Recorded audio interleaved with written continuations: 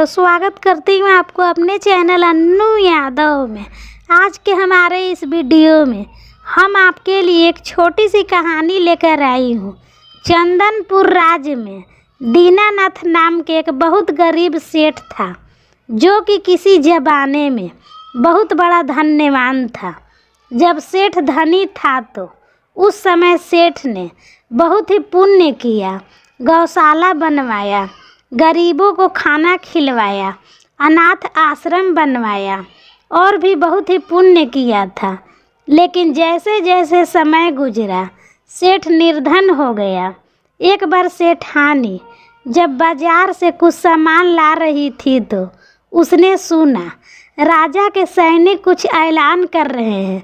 सुनो सुनो सुनो, सारे नगरवासियों के लिए राजा विक्रमजीत का आदेश है, यदि किसी व्यक्ति ने कोई पुण्य कार्य किए हैं तो वे अपना पुण्य बताएं और अपना पुण्य का जो भी उचित फल है वे इनाम स्वरूप राजमहल से ले जाए। क्या जिसने भी पुण्य कार्य किया है उसे राजा इनाम देंगे? फिर तो ये बात इन्हें जाकर अभी बताती हूँ। गरीबी में दिन गुजारते हुए हमें भी कहाँ रातों को नींद आती है। सेठानी घर जाकर सारी बात अपने पति को बताती है। सुनिए जी, मुझे आपको कुछ बताना है, बहुत ही ज़रूरी बात है जिसे सुनकर आप भी बहुत खुश होंगे। राजा विक्रमजीत ने राज्य में ये ऐलान किया है कि जिस भी व्यक्ति ने अपने जीवन में पुण्य कार्य किए हैं वे उन्हें जाकर राजा को बताए तो वे बदले में इनाम स्वरूप बहुत सारा धन देंगे। और हमने तो बहुत ही पुण्य किए हैं, आप राजा के पास जाओ और अपना पुण्य बताकर उनका जो भी फल मिले ले आओ। सेठ दीनानाथ बोले, अगर ऐसी बात है तो मैं कल ही राजा के पास चला जाऊंगा। मैंने तो इतने पुण्य किए हैं कि गिनते गिनते राजा भी थक जाएंगे। और अगले दिन ही सेठ दीनानाथ राजा से मिलने जाने के लिए तैयार हो गया। जब सेठ महल जाने लगा तो सेठानी ने सेठ से कहा, सुनो जी, ये रास्ते के लिए 4 रोटी बनाकर बांध दी हूँ। राजमहल दूर है, भूख लगे तो कहीं थोड़ी देर रुक कर खा लेना। सेठ दीनानाथ घर से निकल पड़ा। गर्मी का समय था, दोपहर हो गई थी। बहुत ही गर्मी है, दोपहर में तपती धूप में चलना बहुत ही मुश्किल है। प्यास भी लगी है। सामने तालाब से पानी पीकर वृक्ष के छाया में क्यों न थोड़ा बैठकर आराम कर लूँ और रोटी भी खा लूँ।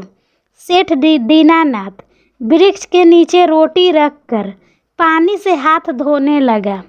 तभी वहाँ पर एक कुतिया अपने 4-5 छोटे छोटे बच्चों के साथ पहुँच गई और सेठ के सामने प्रेम से दुम हिलाने लगी। तभी सेठ ने कहा, लगता है कि कुतिया भूखी है तभी दुम हिला रही है। शायद ये मेरे से कुछ खाने को मांग रही है। लगता है इसे मेरे पास से रोटी की खुशबू आ गई है। रुक, मैं अभी 2 रोटी तुझे देता हूँ। कुतिया को देखकर सेठ दीनानाथ को दया आ गई। सेठ दीनानाथ 2 रोटी निकाल कर कुतिया को दे दिए। कुतिया भूखी थी और बिना समय लगाए 2 रोटी खा गई और फिर से सेठ की तरफ देखने लगी। लगता है 2 रोटी इस कुतिया के लिए कम रही। इसके 4-5 बच्चे इसका दूध भी पीते होंगे। 2 रोटी से इसका भूख नहीं मिट सकती। ये ले, ये बची हुई 2 रोटी भी तू खा ले, कम से कम थोड़ा तो तेरा पेट भर जाएगा। मैं पानी पीकर अपना प्यास बुझा लूँगा। कुतिया को अपने हिस्से की रोटी देकर सेठ दीनानाथ राजमहल पहुँचे। राज दरबार में राजा विक्रमजीत ने सभी लोगों से उनका पुण्य कार्य पूछ रहे थे। प्रणाम महाराज, मेरा नाम सेठ दीनानाथ है। किसी समय में मेरे पास धन वैभव की कोई कमी नहीं थी, पर अब मैं निर्धन हो गया हूँ। मैंने अपने जीवन काल में अनेकों पुण्य कार्य किए हैं। मैं आपके समक्ष अपने द्वारा किए गए पुण्य कार्य सुनाने आया हूँ। ठीक है सेठ दीनानाथ जी, सुनाइए। आपने अपने जीवन में कौन कौन से पुण्य कार्य किए हैं। महाराज, मैंने अपने जीवन काल में अनेकों भूखों को भोजन करवाया है, अनाथ बच्चों के लिए आश्रम बनवाया है, गरीबों के लिए अस्पताल और गायों के लिए गौशाला बनवाया हूँ। राजा विस्तार से सेठ दीनानाथ द्वारा किए गए सभी पुण्य कार्यों के बारे में सुन रहे थे और सेठ दीनानाथ अपने द्वारा किए गए सभी पुण्य कर्म बताते जा रहे थे। महाराज, अब आप मुझे क्या फल देंगे? मैंने आपको अपने द्वारा किए गए बहुत से कार्यों के बारे में बता दिया हूँ।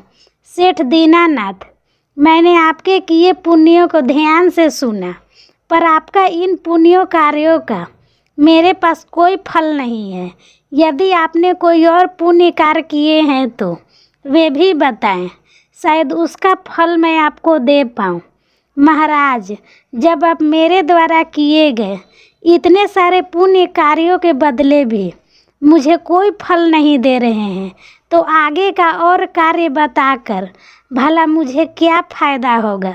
मुझे आज्ञा दीजिए महाराज, मैं चलता हूँ। जब सेठ वापस जाने लगे तो राज सैनिकों ने राजा के कान में कुछ कहा और राजा ने सेठ को आवाज़ लगाई, सेठ दीनानाथ जी रुकिए। आपने एक पुण्य कार्य प्रातः जो किया था वे तो आपने बताया ही नहीं। प्रातः तो मैंने कोई पुण्य कार्य नहीं किया, तो राजा किस पुण्य की बात कर रहे हैं? मुझे तो कुछ भी याद नहीं है। परंतु महाराज, प्रातः तो मैंने कोई पुण्य कार्य नहीं किया, मुझे तो ऐसी कोई बात याद नहीं है। सेठ दीनानाथ जी, आज प्रातः आपने एक कुतिया और उसके भूखे बच्चों को अपने हिस्से की 4 रोटी खिलाई, परंतु उस पुण्य कर्म को भूल गए। आपके द्वारा किए गए उस पुण्य के बदले आप जो भी मांगना चाहते हैं मांग ले, वे आपको मिल जाएगा।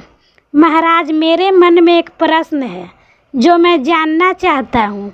मेरे द्वारा किए गए पिछले सभी पुण्य कार्यों का कोई मोल नहीं और एक कुतिया को खिलाई गई 4 रोटी, फिर इसका मूल्य क्यों? हे सेठ, जो पुण्य करके तुमने याद रखे और गिन कर लोगों को बता दिए वे सब बेकार, क्योंकि आपके अंदर नेह भावना बोल रही थी कि ये मैंने किया। जब आप में नेह की भावना आ गई तो आपके सब कर्म व्यर्थ हो गए। जो सेवा सुना कर की जाए भला वो सेवा ही किया, परंतु जो सेवा प्रातः आपने रास्ते में कुतिया को 4 रोटी खिलाया वे आपका सबसे बड़ी सेवा है। उसके बदले अगर आप मेरा सारा राज भी मांग ले तो बहुत कम है। महाराज, मुझे समझ आ गया है, हमें कोई भी पुण्य कार्य सुना कर या बता कर नहीं करनी चाहिए। यदि हम किसी को दान भी दे रहे हैं तो वे भी देने के बाद भूल जाना चाहिए। हमें दान और मदद निस्वार्थ भावना से करनी चाहिए। सेठ दीनानाथ को ये बात समझ में आ गई थी कि जो पुण्य बिना जताए किया जाए वही असल में पुण्य कार्य है। ढिंढोरा पीट कर किए गए पुण्य कार्य कोई फल नहीं देता। राजा विक्रमजीत सेठ को बहुत सारा धन देकर विदा करते हैं। उस दिन के बाद सेठ दीनानाथ के गरीबी के दिन दूर हो जाते हैं और वे परोपकार के रास्ता पर चलते हुए अपने पत्नी के साथ खुशी खुशी जीवन गुजारने लगता है। तो दोस्तों, कैसी लगी आपको ये कहानी? हमें कमेंट बॉक्स में लिख कर ज़रूर भेजें। वीडियो पसंद आए तो चैनल को लाइक और सब्सक्राइब करना ना भूलें। वीडियो देखने के लिए धन्यवाद देती हूँ। खुश रहिए, मस्त रहिए, आपका दिन शुभ हो।